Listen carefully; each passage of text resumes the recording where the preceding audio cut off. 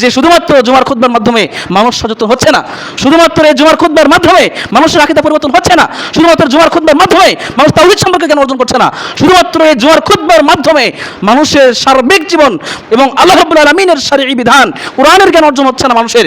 রাসূল সাল্লাল্লাহু আলাইহি ওয়াসাল্লামের যে আখলাক, যে চরিত্র, যে গুণাবলী আছে, এগুলো মানুষের অন্তরে গেঁথে আসছে না। এই জন্য আমাদের বিকল্প হচ্ছে এই তালিমি বৈঠক। এই তালিমি বৈঠকের মাধ্যমে মানুষ তার আকীদা সংশোধন করবে, মানুষ তার তাওহীদ সংশোধন করবে, মানুষ আকীদা সম্পর্কে জ্ঞান অর্জন করবে, মানুষ তাওহীদ সম্পর্কে জানবে, ঈমান, আমল এবং শরঈ বিষয়গুলো সম্পর্কে জ্ঞান অর্জন করবে। তিনি বলছেন যে নবী আপনি বলে দিন যে যারা জানে আর যারা জানে না তারা কি সমান? এই মসজিদে যদি শত শত বছর থেকে যদি মসজিদে কোরআন শিক্ষার ব্যবস্থা থাকে আর আপনি যদি অমনোযোগী হন, আপনার সন্তানকে যদি অন ইসলামিক শিক্ষা প্রতিষ্ঠানে পাঠান, সকালবেলা ঘুম থেকে উঠে যদি অন ইসলামিক শিক্ষা প্রতিষ্ঠানে পাঠান, ওই সন্তান দিয়ে কোনো লাভ হবে না।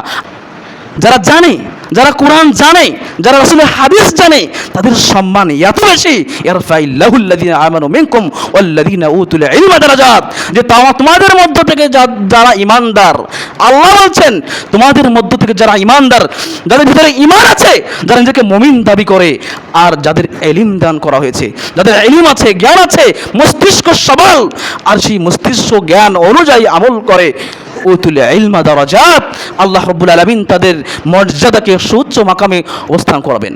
সুবহানাল্লাহি বিহামদিহি সুবহানাল্লাহিল আযীম।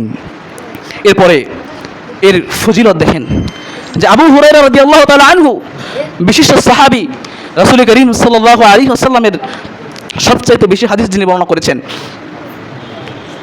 তিনি বলছেন রাসূল করিম সাল্লাল্লাহু আলাইহি ওয়াসাল্লাম বলেছেন, মান সালাকা তরিকান ইয়ালতামিসু ফিহি ইলমান সাহালাল্লাহু লাহু বিহি তরিকান ইলাল জান্নাহ। যে জ্ঞান অর্জনের জন্য একটা কথা আছে যে যদি জ্ঞান অর্জন করতে হয়, জ্ঞান অর্জনের জন্য যদি প্রয়োজন হয় তাহলে চীন পর্যন্ত যাও। হ্যাঁ, এই কথাটা সঠিক নয়, তবে বাস্তবতা প্রমাণ করে যে ঘরে বসে থাকলে ইলম আপনার মাথায় আসবে না।